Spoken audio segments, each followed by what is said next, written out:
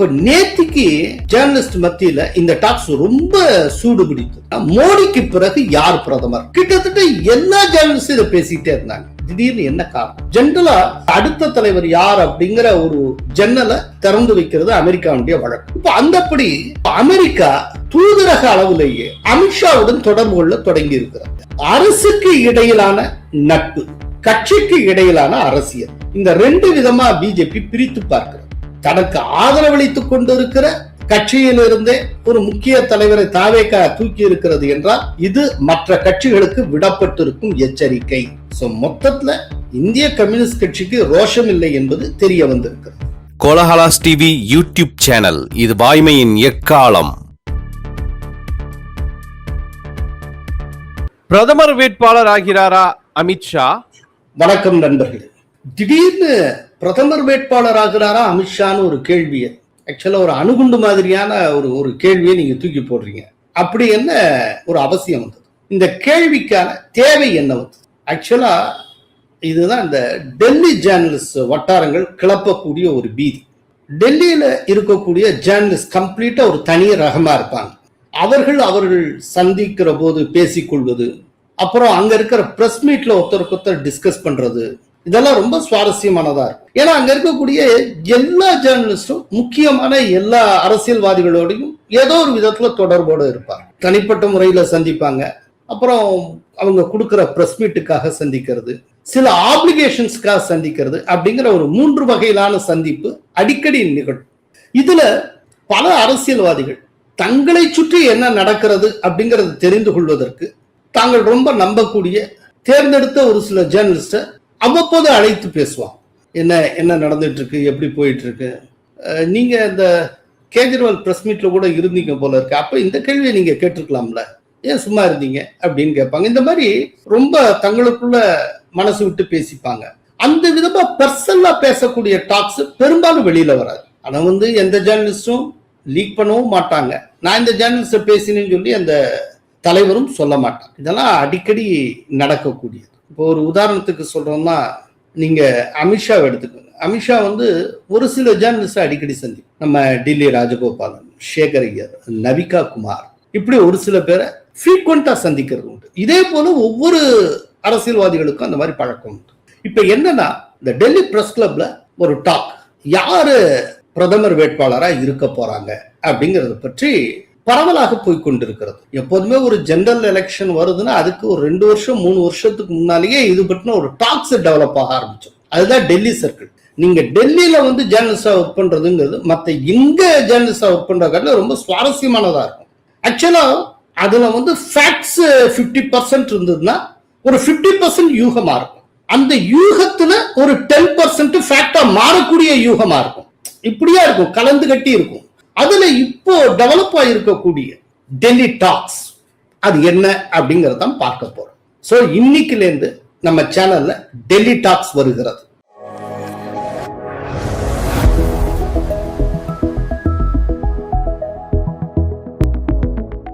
இப்போ இந்த தடவை டெல்லி டாக்ஸ் மையப்பொருள் என்ன அப்படின்னா, மோடிக்கு பிறகு யார் பிரதமர் அப்படிங்கிறது.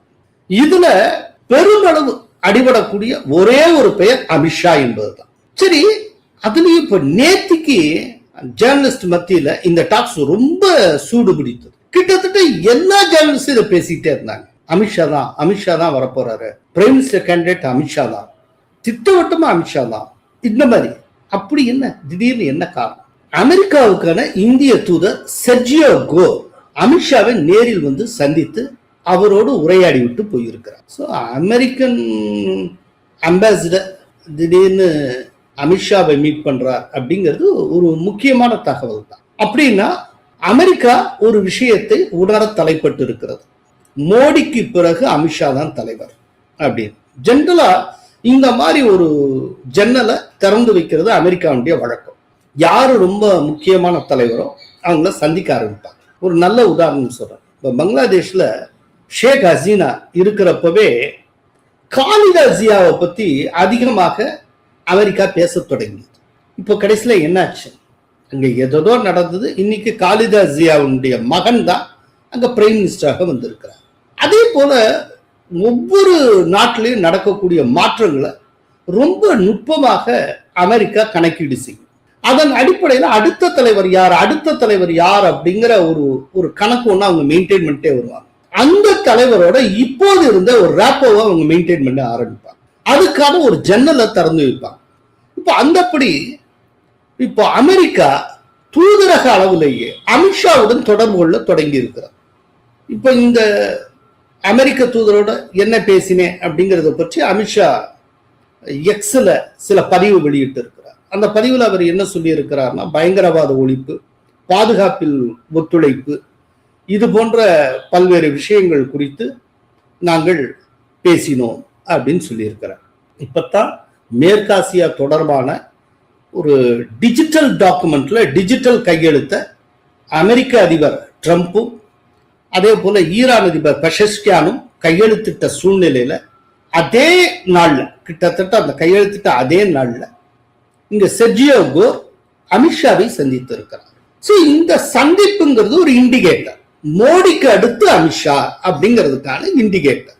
அப்படிங்கிறப்போ அமித்ஷா பிரதமர் ஆவதற்கு வாய்ப்பு இருக்கிறது, அவர்தான் பிரதமர் வேட்பாளர் அப்படிங்கிற யூகத்தை ஜேர்னலிஸ்டுகள் கிளப்பிவிட தொடங்கினர். சரி, இதுல அமித்ஷாவுக்கு வலு சேர்க்கக்கூடிய அம்சங்கள் என்ன அப்படின்னா, 2027 வரக்கூடிய உத்தரப்பிரதேஷ் எலெக்ஷன். அந்த உத்தரப்பிரதேச தேர்தலில் யூபியுடைய முதல்வர் கேண்டிடேட்டாக மீண்டும் யோகி ஆதித்யநாத் போட்டியிடுவார் என்பது கிட்டத்தட்ட உறுதியாகிவிட்டது. 2027 யோகி தான் யூபியினுடைய முதல்வர் வேட்பாளர்னா நிச்சயமா அவர் பிரதமர் வேட்பாளர் போட்டி பட்டியலையே இல்லைன்னு அர்த்தம். அப்படின்னா பிரதமர் வேட்பாளர் யார் அப்படிங்கிற அந்த லிஸ்ட்ல யோகி இல்லை. அவர் 2027 தேர்தலின் போதும் அவர் யூபியிலேயே வைக்கப்படுகிறார். அப்படிங்கிறப்ப யோகியும் இல்லைன்னா யாரா இருக்க முடியும்? சோ அமித்ஷா தான் இருக்க முடியும். இதுதான் யூகம். இதைத்தான் அமெரிக்கா ஸ்மெல் பண்ணுது. அதனால இப்போது இருந்தே அமித்ஷாவுடன் ஒரு நேரடி தொடர்பு, ஒரு பர்சனல் டச் அப்படிம்போம்ல, அதை அமெரிக்கா மெயின்டைன் பண்ண தொடங்கி இருக்கிறது. இது ஆக்சுவலா நமக்கும் சேர்த்தே ஒரு முக்கியமான மெசேஜ். ஆனால் இந்த முறையும் பிரதமர் வேட்பாளர் மோடிதான் என்று அமித்ஷா ஏற்கனவே கூறியிருக்கிறாரே. ரொம்ப அருமையான பாயிண்ட் நீங்க சொன்னீங்க. ஆக்சுவலா 2029 மோடியை முன்னிறுத்தியே நாங்கள் களம் காண்போம். 2029 தேர்தலிலும் மோடியே பிரதமர் வேட்பாளர் அப்படின்னு அமித்ஷா 2024 மே 15 வெளியான ஏஎன்ஐ நேர்காணலில் ஏஎன்ஐ செய்தியாளர் ஸ்மிதா பிரகாஷுக்கு வழங்கிய பேட்டியில் குறிப்பிட்டிருக்கிறார். அதோடு மட்டுமல்ல, 2029 தேர்தலுக்கு பிறகு வரக்கூடிய தேர்தல்களிலும் மோடியின் தலைமையிலேயே அண்டர் மோடிஸ் லீடர்ஷிப் நாங்கள் களம் காண்போம் அப்படின்னு அமித்ஷா கூறியிருந்தார். और मैं कई बार स्पष्ट कर चुका हूं, फिर से स्पष्ट करना चाहता हूं, 29 तक मोदी जी ही रहेंगे. 29 के बाद भी मोदी जी ही हमारे चुनाव अभियानों का नेता है, उनके नेतृत्व में ही हम चुनाव लड़ेंगे. அதனால நீங்க சொல்றது உண்மைதான். 2029 மோடி தான் பிரதமர் வேட்பாளர். அதனால தான் கான்சியஸா நான் ஆரம்பத்திலேயே சொன்னேன், மோடிக்கு பிறகு யார் பிரதமர் அப்படின்னு கேட்டேன். 2029 யார் பிரதமர் வேட்பாளர் நான் சொல்லல, நல்லா ஞாபகத்தில் வச்சுக்கணும். மோடிக்கு பிறகு ஆஃப்டர் மோடி யார் பிரதமர் வேட்பாளர் அப்படின்னா அது அமித்ஷா தான். சோ அமித்ஷாவுக்கு பிறகுதான் யோகிக்கே வாய்ப்பு அப்படிங்கிறது தான் இப்ப இருக்கக்கூடிய ஒரு யதார்த்தமான சூழ்நிலை. சோ அப்படின்னா இன்னைக்கு ஒரு தெளிவா ஒரு ஹையரார்கி செட் ஆயிடுச்சு. மோடி, அமித்ஷா, யோகி. சோ மோடிக்கு பிறகு அமித்ஷா, அமித்ஷாவுக்கு பிறகு யோகி. இந்த விதமாகத்தான் பிரதமர் வேட்பாளர்கள் அறிவிக்கப்படுவதற்கு வாய்ப்பு உள்ளது. பட் எந்த தேர்தல்ல அமித்ஷா பிரதமர் வேட்பாளராக அறிவிக்கப்படுவார், அது ஒரு கேள்வி இருக்கு. அது நம்ம இப்ப யூகிப்பது கடினம். ஆனால் இந்த 2029 தேர்தலை பொறுத்தளவுல மோடி தான் பிரதமர் வேட்பாளராக இருப்பார் அப்படிங்கிறது 99% சரியான அனுமானமாக இருக்கும். 29க்கு பிறகு வருகிற 2034 தேர்தலில் வேணும்னா அமித்ஷா பிரதமர் வேட்பாளராக இருக்கலாம். அதற்கு வாய்ப்பு உண்டு. பிஜேபிக்கு யார் நண்பன் என்பதில் சர்ச்சை ஓடிக்கொண்டிருக்கிறதே. ஆமா, அந்த சர்ச்சை ரொம்ப தீவிரமா தமிழ்நாட்டில் ஓடிட்டு இருக்கு. என்னன்னா, நேற்றைக்கு தமிழக சட்டப்பேரவையில் ஆளுநர் உரை நிகழ்த்தினார். அவர் என்ன உரை நிகழ்த்தினார்னா, மாநில அரசு தரப்பில் தயாரிக்கப்பட்ட அந்த உரையை அப்படியே வாசித்தார். அந்த என்ன எழுதப்பட்டிருந்தோ அந்த எந்த மாற்றமும் செய்யல, அவர் வாசிச்சுட்டு போயிட்டார். அதே போல 2 முறை தமிழக சட்டப்பேரவையில் தேசிய கீதம் ஒலித்தது. அதாவது தொடக்கத்துல தமிழ்த்தாய் வாழ்த்து, அதற்கு பிறகு தேசிய கீதம், அந்த உரை நிறைவுக்கு பிறகும் தேசிய கீதம் என 2 முறை ஒலிக்கப்பட்டது. சோ இப்ப இதை வச்சுட்டு தமிழக சட்டப்பேரவையின் எதிர்க்கட்சி தலைவர் உதயநிதி ஸ்டாலின் சில கடுமையான கேள்விகளை கேட்டு இருக்கிறார். தாவேகாவுக்கும் பிஜேபிக்கு இடையில ஒரு அண்டர்ஸ்டாண்டிங் இருக்கு. இப்ப நாங்க ஆட்சி செஞ்ச 5 வருஷமும் நாங்கள் கொடுத்த, எங்கள் அரசு கொடுத்த உரையை ஒரு முறை கூட அப்படியே அந்த ஆளுநர் படித்ததே கிடையாது. இது இந்த ஆட்சியினுடைய முதல் ஆளுநர் உரை. இந்த முதல் ஆளுநர் உரையிலேயே மாநில அரசு தயாரித்து கொடுத்த உரையில ஒரு சின்ன மாற்றத்தை கூட அவர் செய்யவில்லை. கொடுத்ததை அப்படியே வாசித்து விட்டு சென்றிருக்கிறார். அப்படின்னா ஆளுநருக்கும் இந்த அரசுக்கும் இடையில் ஒரு நட்பு, ஏதோ ஒரு அண்டர்ஸ்டாண்டிங் இருக்கு. ஆளுநர் என்பவர் மத்திய அரசின் பிரதிநிதி. எனவே பிஜேபிக்கும் தாவேகாவுக்கும் இடையில் ஒரு அண்டர்ஸ்டாண்டிங் இருக்கு. கடந்த 5 வருடங்களாக திராவிட முன்னேற்ற கழக அரசு, திராவிட மாடல் அரசின் போது எங்களுடைய முதலமைச்சர், எங்களுடைய அரசு தயாரித்து கொடுக்கக்கூடிய எந்த உரையும் ஆளுநர் முழுசாக படித்ததே கிடையாது. அதில் பல திருத்தங்களை ஆளுநர் செய்வார். ஆனால் இந்த முறை பார்த்திங்கன்னா ஆளுநர் அவர்கள் இந்த அரசு என்ன தயாரித்து கொடுத்துருக்கிறதோ அதை அப்படியே ஒரு வரி மாற்றாமல், ஒரு எழுத்து மாற்றாமல் அப்படியே வாசிச்சிருக்கிறாரு. இதிலிருந்தே இந்த அரசுக்கும் ஆளுங்கட்சிக்கும் பாஜகவுக்கும் ஒரு இணக்கமான ஒரு சூழ்நிலை, ஒரு கனெக்ஷன் ஏற்பட்டு விட்டதோ அப்படிங்கிற எண்ணம் அனைவருக்குமே ஏற்பட்டிருக்கு. 2வது 2 முறை தேசிய கீதம் இசைக்கப்பட்டிருக்கிறது. நாங்க ஆட்சியில் இருந்தப்போ அப்படிலாம் கிடையாது. அப்படின்னா என்ன அர்த்தம்? மாநில அரசோட தாவேகா அரசு இணங்கி போகிறது. அதனால 2 பேருக்கும் ஒரு தெளிவான அண்டர்ஸ்டாண்டிங் இருக்கு அப்படின்னு சொல்லி உதயநிதி ஸ்டாலின் குற்றம் சாட்டி இருக்கிறார். தமிழ்த்தாய் வாழ்த்து மட்டும்தான் முதல்ல வாசிக்கப்படும். முடியும் போது ஆளுநர் கிளம்புறதுக்கு முன்னாடி அவருடைய உரையை முடிஞ்சதுக்கு பிறகு தேசிய கீதம் ஒலிபரப்பப்படும். ஆனால் இந்த முறை 2 வாட்டி தேசிய கீதத்தை ஒலிபரப்பியிருக்காங்கன்னா, மீண்டும் சொல்கிறேன், இது பாஜகவும் இப்போ இருக்கக்கூடிய ஆட்சியாளர்களும் ஒரு அண்டர்ஸ்டாண்டிங் வந்திருக்கிறாங்க. இப்போ இதுக்கு ரொம்ப கடுமையான விதத்துல நிர்மல்குமார் ரிட்டாலியேட் பண்ணியிருக்கிறார். நிர்மல்குமார் என்ன சொல்லி இருக்கிறார் அப்படின்னா, அமலாக்கத்துறை பல திமுக அமைச்சர்கள், முன்னாள் அமைச்சர்கள் மீது நடவடிக்கை எடுக்க வேண்டும் என்று அனுமதி கோரி ஆளுநருக்கு கடிதம் எழுதி இருக்கிறது. இதுவரையிலும் ஆளுநர் அமலாக்கத்துறையின் கோரிக்கைக்கு செவிசாய்க்கவில்லை, தன்னுடைய இணக்கத்தை தெரிவிக்கவில்லை. குறிப்பாக செந்தில் பாலாஜி மீது நடவடிக்கை எடுப்பதற்கு ஆளுநர் இப்போது வரை அனுமதி தரவில்லை. இது ஏன்? அப்படி என்றால் ஆளுநருக்கும் திமுகவுக்கு இடையில தான் அண்டர்ஸ்டாண்டிங் இருக்கே ஒழிய எங்களுக்கு ஆளுநருக்கு இடையில கிடையாது, எங்களுக்கும் பிஜேபிக்கு இடையில கிடையாது அப்படின்னு நிர்மல்குமார் சொல்லி இருக்கிறார். தமிழக அரசுலேருந்து ஒன்றிய இடி சார்பாக ஒரு சில பேர் மீது நடவடிக்கை எடுக்க வேண்டும் கேட்டிருந்தார். பல மாதங்களாக கேட்கப்பட்டது. அதற்கு இங்கேருந்து கையெழுத்தாகி போச்சு. இதுவரை கவர்னர் ஏன் அப்ரூவ் பண்ணல? திரு செந்தில் பாலாஜி உட்பட்ட ஒரு சில பேர் மீது நடவடிக்கை எடுக்க இதுவரை கவர்னர் ஒப்புதல் அளிக்கவில்லை. கிட்டத்தட்ட 1 வாரத்துக்கு மேலே அந்த ஃபைல்கள்லாம் தேங்கி கிடக்குது. அப்போ யாருக்கு மேலே மிகவும் இணக்கமாக இருக்கிறார்? கவர்னரும் திமுகவும் பாரதிய ஜனதா கட்சியும் ஒன்றாக இருக்கிறார். சார், நிர்மல்குமார் பேச்சோட பேச்சா செந்தில் பாலாஜி மேல எடுக்க வேண்டிய நடவடிக்கைக்கு ஆளுநர் அனுமதி தரவில்லை என்கிற ரொம்ப நுட்பமான செய்தியை பகிரங்கப்படுத்தி இருக்கிறார். ஆக்சுவலா அவருடைய நோக்கம் அதுவாத்தான் இருந்திருக்கும் நினைக்கிறேன். அதை பொதுவெளியில போட்டு உடைச்சிருக்கிறார். ஏன் அனுமதி தரல அப்படிங்கிறதுக்கு விளக்கம் இனி ஆளுநர் தான் சொல்லியாகும். சோ இப்ப என்னன்னா, பிஜேபியோட யாரு ஃப்ரெண்டா இருக்காங்க அப்படிங்கறதுல 2 தரப்பும் மாறி மாறி இன்னொரு தரப்பை சுட்டி காட்டுகிறது. ஆக இந்த 2 தரப்பையும் பிஜேபி கிறுக்கு பிடிக்க வச்சிருக்கு, சுத்தி விட்டுருக்காங்க. பிஜேபி யாருக்கு தான் நண்பர்? இது 2 பேருக்குமே தெரியல. பிஜேபி யாருக்கு தான் எதிரி? அது பிஜேபிக்கும் தெரியல. இதுதான் இப்ப இருக்கிற குழப்பம். இது ரொம்ப ஒரு வித்தியாசமான குழப்பம். ஒரு ஸ்டாண்டு, அந்த ஸ்டாண்ட் படி போறது ஆர்.என். ரவி இருந்த காலத்துல நடந்தது. இப்போ வேற ஒரு விதமான ஒரு ட்ராக்க பிஜேபி கையில் எடுக்கிறது அப்படின்னு தோன்றுகிறது. அது என்ன அப்படின்னா, அரசுக்கு இடையிலான நட்பு, கட்சிக்கு இடையிலான அரசியல், இந்த 2 விதமா பிஜேபி பிரித்து பார்க்கிறது. ஸ்டாலின் கடந்த காலத்துல செய்த மிகப்பெரிய தவறு, தன்னுடைய கட்சி சார்ந்த அரசியல் அத்தனையும் அரசு சார்ந்த விஷயங்கள்லையும் அவர் திணித்து கொண்டே இருந்தார். நீங்க மோடிய அரசியல்வாதிங்கிற முறையில ஒரு திமுக தலைவராக எதிர்க்கலாம், அதுல எந்த தப்பும் இல்லை. ஆனால் மோடி ஒரு பிரதமர் என்பதை மறந்து விடக்கூடாது. சோ மத்திய அரசுக்கும் தமிழக அரசுக்கும் இடையிலான உறவுங்கிறது சுமூகமாக இருக்கணும். ஆனால் பிஜேபிக்கும் திமுகவுக்கும் இடையிலான உறவு அப்படிங்கிறது மோதலாக இருக்கணும். இப்படி பிரித்து பார்க்க ஸ்டாலின் தவறியதை விஜய் சரியாக புரிந்து கொண்டு செயலாற்றுகிறார் அப்படின்னு நான் நினைக்கிறேன். மோடி தலைமையிலான மத்திய அரசுக்கும் தன்னுடைய தலைமையிலான மாநில அரசுக்கும் இடையிலான உறவு சுமூகமாக இருக்க வேண்டும் அப்படின்னு விஜய் நினைக்கிறார்.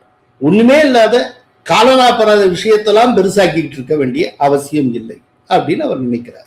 சட்டப்பேரவையில 2 தடவை தேசிய கீதம் இசைக்கப்படணும்னு ஆசைப்படுறீங்களா? இசைக்கட்டுமே, இல்ல என்ன தப்பு? இந்தியாவில் தானே இருக்கும். இந்திய தேசிய கீதம் ஸ்டார்டிங்லயும் இருக்கட்டும், எண்ட்லயும் இது பண்ணட்டும். அதான விரும்புறாங்க, வச்சுட்டு போறோம், அவ்வளவுதான். இதுல என்ன பெரிய நஷ்டம் ஆயிடுச்சு? இதுல என்ன பெரிய பிரஸ்டீஜ் ப்ராப்ளம்? ஆனால் இதை கூட செய்ய முடியாது என்று டிஎம்கே மறுத்து கொண்டது. ஏதோ இதை வச்சு ஒரு அரசியல். காரணம், அந்த 5 ஆண்டு காலமும் திமுக ஒரு பிரிவினை சக்தி போலவே செயல்பட்டு, திடீர்னு யாரு சொல்லி தந்த ஐடியான்னு தெரியல, ஏதோ ஒரு அறிவாளி சொல்லி தந்தது. ரூபாய்க்கான சிம்பல் அது இந்தியா முழுக்க ஏற்றுக்கொள்ளப்பட்டது. தமிழ்நாட்டில் நாங்க ஏத்துக்க மாட்டோம், நாங்க ரூம் தான் போடுவோம். இப்ப போட்ட கட்சி எங்க போச்சுன்னு தெரியல. அதை சொன்ன ஸ்டாலின் குளத்தூர்ல தோத்து போயிருக்கிறார், படுதோல்வி அடைந்திருக்கிறார். அந்த கட்சியினுடைய தலைவரும் தோற்று போனார், பொதுச் செயலாளர் 3வது இடத்துக்கு வந்து தோற்று போயிருக்கிறார். மோசமான தோல்வியை டிஎம்கே அடைந்திருக்கிறது. என்ன சாதிச்சாங்க? தொடர்ந்து மத்திய அரசோட மோதிக்கிட்டே இருக்கிறது.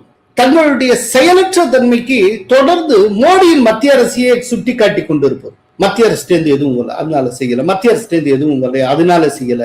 இந்த பதிலே சொல்லிக் கொண்டிருப்பதற்கு எதற்கு நீங்கள் மாநில அரசை ரன் பண்ணணும்? அதுக்கு பேசாம மாநில அரசு பிஜேபிட்டே கொடுத்துட்டு போயிட வேண்டியது தானே, அவங்க பாத்துப்பாங்களே. என்னால செய்ய முடியல சொல்றதுக்கு ஒரு மாநில அரசா? செய்யறதுக்கு தானே மாநில அரசு. இந்த தவற ஸ்டாலின் செய்தார். இந்த தவறை செய்துவிடக் கூடாது என்பதுல தெளிவாக இருக்கிறார் விஜய். இன்னொன்னு, இப்போ விஜயனுடைய அரசு நிதிநிலை தொடர்பான வெள்ளை அறிக்கையை வெளியிட்டு இருக்கிறார். சோ தமிழ்நாட்டில் கஜானா காலி, பாக்கெட் காலி, படுதா காலி, இது அவருக்கு தெரிந்திருக்கிறது.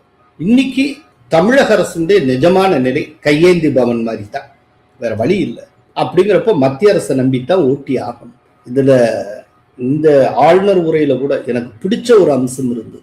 அது என்ன அப்படின்னா, தமிழகத்தினுடைய கனிம வளம் சார்ந்த ஊழலை ஒழித்து வருவாயை பெருக்குவது அப்படி. There has been large leakage of revenues from mineral resources due to corrupt practices that pervades through the mining sector in Tamil Nadu. This government will ensure efficient and environmentally sustainable exploitation of mineral resources in the state.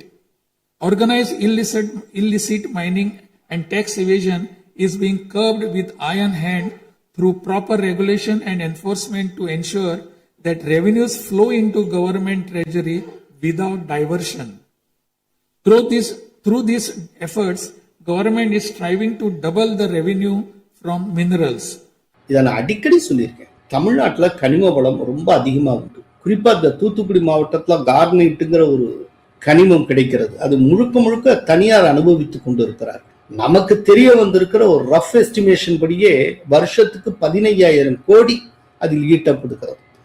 அது மொத்தத்தையும் மாநில அரசு பயன்படுத்தி கொண்டால் மாநில அரசுக்கு எவ்வளவு சம்பாத்தியம் கிடைக்கும்? அப்படிங்கிறப்ப இந்த டாஸ்மாக் நம்பி மாநில அரசு இயங்க வேண்டிய அவசியம் இல்லை அப்படின்னு நான் பல தடவை சொல்லியிருக்கேன். அதாவது கனிம வளம் தொடர்பாக நடந்து வருகிற ஊழல்களை களைந்து கனிம வளத்தின் மூலமாகவும் வருவாயை ஈட்டுவதற்கு தமிழக அரசு முயற்சி செய்யும் அப்படிங்கிற ஒரு வாக்குறுதியை கவர்னர் உரை மூலம் தாவேக அரசு தந்திருக்கிறது. இது வரவேற்கத்தக்கது. இது போன்ற பல அம்சங்கள், நல்ல அம்சங்கள் இருக்கின்றன. அதனால இப்ப சுருக்கமா சொல்றேன்னா, விஜய் மாநில அரசுக்கும் மத்திய அரசுக்கும் இடையிலான உறவு சீராக இருக்க வேண்டும் அப்படின்னு நினைக்கிறார். அதே நேரத்துல தமிழகத்துல அரசியல் என்று வருகிற போது பிஜேபிக்கும் தாவேகாவுக்கும் இடையிலான மோதலைத்தான் அரசியலாக கொண்டு போக வேண்டும். அதாவது பிஜேபி எதிர்ப்பு அரசியலை தான் முன்னெடுக்கணும் அப்படிங்கிறதையும் அவர் தெளிவாக இருக்கிறார். அப்படி தெளிவாக இருக்கிறதுனால தான் அவர் பல்வேறு விஷயங்கள்ல முந்தைய டிஎம்கேவுடைய நிலைப்பாட்டை மேற்கொள்ளுகிறார். இப்போ திருப்பரங்குன்றம் கார்த்திகை தீபம் விஷயத்தை எடுத்துக்கங்க.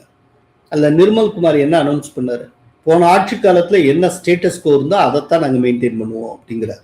திருப்பரங்குன்ற விவகாரத்தில் ரொம்ப தெளிவா சொல்லியாச்சு.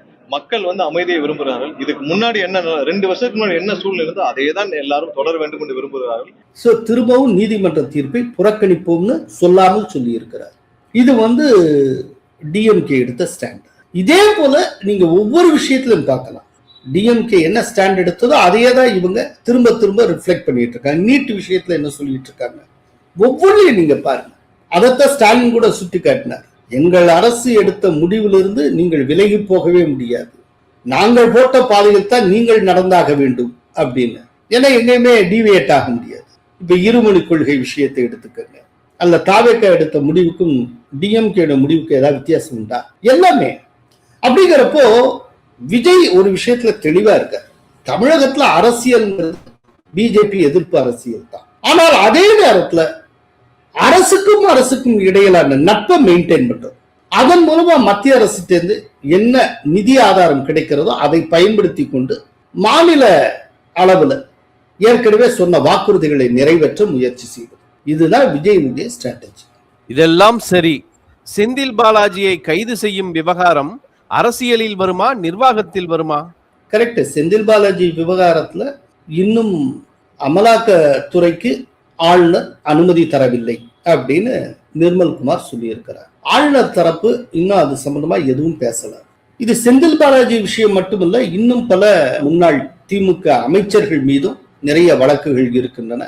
அது சம்பந்தப்பட்ட விஷயமும் பெண்டிங்ல இருக்கு, ஆளுநர்கிட்ட தான் பெண்டிங்ல இருக்கு. ஆனா எப்போதுமே இது மாதிரியான விஷயங்கள்ல ஆளுநர் முடிவெடுக்கிறதுக்கு முன்னால சட்ட ஒப்பீனியன் கேட்பார். ஒரு சொலிசிட்டர் ஜெனரல்ட்டியோ அட்டர்னி ஜெனரல்ட்டியோ ஒப்பீனியன் கேட்டு அவங்கள்ட்ட இந்த ஒப்பீனியன் வந்ததுக்கு அப்புறம் தன்னுடைய இசைவை தெரிவிப்பார். சோ ஒருவேளை அவர் அந்த விதமா ஒப்பீனியன் கேட்டிருக்கலாம், இன்னும் அங்கிருந்து ஒப்பீனியன் வராமல் இருக்கலாம், அதனால தாமதமாகலாம். அதனால ஆளுநர் அவருடைய கடமையை செய்வார் அப்படிங்கிறத நான் தெளிவா புரிஞ்சுக்கிறேன். இவ்வளவு பேசுற நிர்மல்குமார்ட்ட ஒரு சாதாரண கேள்வி. திமுக தலைமையோட நெருக்கமாக இருந்த போலீஸ் அதிகாரி அருணை லஞ்ச ஒழிப்புத்துறையுடைய இயக்குனரா உங்கள் அரசு நியமித்ததை அறியே? ஏன்னா ஏகப்பட்ட டிஎம்கே அமைச்சர்கள் மேல நிறைய புகார்கள் இருக்கின்றன. அந்த புகார்களை விசாரிக்கும் பொறுப்பில் அருணை நியமித்திருக்கிறது தாவேகா அரசு. இதை பார்க்கிறப்போ உண்மையிலேயே தாவேகாவுக்கு திமுகவுக்கு இடையில ஒரு அண்டர்ஸ்டாண்டிங் இருக்குமோன்னு எனக்கு தோணுது. இதுக்கு நிர்மல்குமார் பதில் சொல்ல வேண்டும். கம்யூனிஸ்ட் மூத்த தலைவர் சி மகேந்திரன் தாவேகாவில் இணைந்து விட்டாரே, பெருசா நான் ஆச்சரியப்படல. ஏன்னா அவர் இந்திய கம்யூனிஸ்ட் கட்சியை சார்ந்தவர். இந்திய கம்யூனிஸ்ட் கட்சிக்குன்னு எந்த ஒரு தனித்துவமும் எப்போதும் இருந்ததே கிடையாது.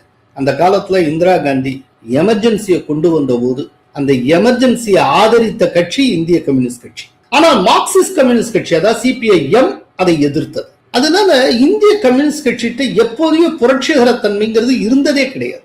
முன்னால இந்திரா காந்தி காலத்துல இந்தியாவுக்கும் ரஷ்யாவுக்கும் இடையில ரொம்ப நெருக்கம் இருந்த காலத்துல இந்திய கம்யூனிஸ்ட் கட்சி என்ன சொல்லுவாங்கன்னா, இந்திரா காந்தியுடைய போஸ்ட் பாக்ஸ் அப்படிம்பாங்க. அதாவது ரஷ்யாவுக்கு கம்யூனிகேட் பண்ண வேண்டியதை இந்திய கம்யூனிஸ்ட் கட்சிகிட்ட இந்திரா காந்தி சொன்னாலே போதும், அது ரஷ்யாவுக்கு போயிடுச்சு. சோ ஒரு போஸ்ட் பாக்ஸாக இருந்த ஒரு கட்சி.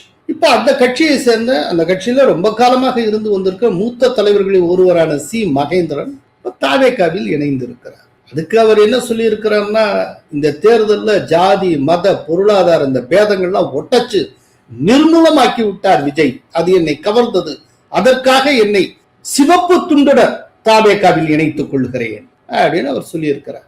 ஆனால் அதே விஜய் ஆட்சிக்கு வந்த கொஞ்ச நாள்லேயே குதிரை பேரத்தை ஊக்குவித்தாரே, அது சம்பந்தப்பட்ட புகார்கள் குற்றச்சாட்டுகள்ல எழுந்திருக்கிறதே, அதெல்லாம் அறமா? யோசிச்சு பாரு. ஆனா சி மகேந்திரன் சேர்ந்தது பெரிய விஷயம் இல்ல, அதை தாண்டி இன்னும் ஒரு சில விஷயங்கள் இருக்கு. அது என்னன்னா, விஜயனுடைய அரசே ஊசி நுனியில தான் இப்படியே தள்ளாடி கொண்டு இருக்கிறது. அதைத்தான் எடப்பாடி பழனிசாமி அவர்கள் சொல்லுவார், இது ஒரு பொய்க்கால் குதிரை அரசு அப்படின்னு. இப்படி அப்படியுமா கத்திட்டு இருக்கிற அரசு ஏற்கனவே கொடுத்த ஆதரவை அதிமுக ஒரு பிரிவினர் திரும்ப பெற்றுக்கொண்டு விட்டார். இன்னைக்கு அவங்களுக்கு என்ன மெஜாரிட்டி தேவையோ அதை காட்டில ஒரு எம்எல்ஏ உடைய ஆதரவு தான் கூடுதலாக இருக்கிறது. அப்படி தத்தளித்து கொண்டு இருக்கக்கூடிய ஒரு தாவேகா, அந்த தாவேகாவுக்கு முட்டு கொடுத்து கொண்டு இருக்கக்கூடிய கட்சிகள்ல ஒரு கட்சி இந்திய கம்யூனிஸ்ட் கட்சி. தனக்கு முட்டு கொடுத்து கொண்டு இருக்கிற கட்சியிலிருந்தே ஒரு முக்கிய தலைவரை தாவேகா கொஞ்சம் கூட யோசிக்காமல் தூக்கு. இப்படி தூக்கினதுக்கு அப்புறமும் இந்திய கம்யூனிஸ்ட் கட்சிக்கு கொஞ்சம் கூட ரோஷமே வரல. நாங்க உங்களுக்கு முட்டு கொடுத்து விட்டுருக்கோம் அப்படிங்கிறப்ப எங்க கட்சியில இருந்து ஒரு முக்கிய தலைவரை நீங்க தூக்கி இருக்கீங்களே, இது அறமற்ற செயல் அல்லவா அப்படின்னு இந்திய கம்யூனிஸ்ட் கட்சியினுடைய செயலாளர் வீரபாண்டியன் கேட்டிருக்க வேண்டாமா? கேள்வி கேட்கலையே. கம்யூனிஸ்டுகளுக்கு ரோஷமே வராது போல இருக்கு. சரி, தாவேகாவும் தான் ஆச்சு. மெனக்கெட்டு வெளியில இருந்து ஆதரவுங்கிற பேர்ல 2 எம்எல்ஏக்கள், சிபிஐ எம்எல்ஏக்கள் 2 பேர் நமக்கு ஆதரவு தந்துட்டு இருக்காங்க. அந்த கட்சியை சேர்ந்த தலைவர் ஒருத்தரை எதற்கு நம்ம தூக்கிக்கிட்டு அப்படின்னு கொஞ்சம் இங்கிதத்தோட நடந்துட்டு இருக்க கூடாதா? ஏன்னா சிபிஐல இருக்கக்கூடிய தலைவர்களே ஒரு 2-3 பேர் தான். அவங்களையும் இந்த பக்கம் கொண்டு வந்துட்டு அப்புறம் அந்த கட்சியில யார் இருப்பா? கொஞ்சம் இங்கிதத்தோட கொஞ்சம் கரிசனையோட தாவேகாவும் நடந்து கொண்டு இருக்கலாம். தனக்கு ஆதரவளிக்கக்கூடிய ஒரு கட்சியிலிருந்து ஆளை தூக்குவது அப்படிங்கிறது ரொம்ப மோசமான விஷயம். ஏடிஎம்கே சைட்ல இருந்து என்ன பண்ணாங்களோ அதே மாதிரியான விஷயத்தை இப்ப இங்க பண்ணியிருக்காங்க. ஆனால் இவராவே வந்து ஜாயின் பண்ண மாதிரி அவர் ஒரு தோற்றத்தை உருவாக்கி இருக்கிறார். என்ன நடந்ததுன்னு தெரியாது. எதுவாக இருந்தாலும் தனக்கு ஆதரவளித்துக் கொண்டிருக்கிற கட்சியிலிருந்தே ஒரு முக்கிய தலைவரை தாவேகா தூக்கி இருக்கிறது என்றால் இது மற்ற கட்சிகளுக்கு விடப்பட்டிருக்கும் எச்சரிக்கை. திருமாவளவன்லாம் தனக்கு வரப்போகிற ஆபத்தை இப்போதே முன்னுணர வேண்டும். இல்லைன்னா விசிக கதை கந்தலாயிரும். இனிமே அந்த கட்சியில இருந்து ஆளை தூக்கலாம். யாரு கேட்டா அவங்களா இஷ்டப்பட்டு வராங்க, நாங்க என்ன பண்ணுவோம்னு போயிடலாம். சோ மொத்தத்துல இந்திய கம்யூனிஸ்ட் கட்சிக்கு ரோஷம் இல்லை என்பது தெரிய வந்திருக்கிறது. நன்றி, வணக்கம். கோலஹலாஸ் டிவி யூடியூப் சேனல், இது வாய்மையின் எக்காலம்.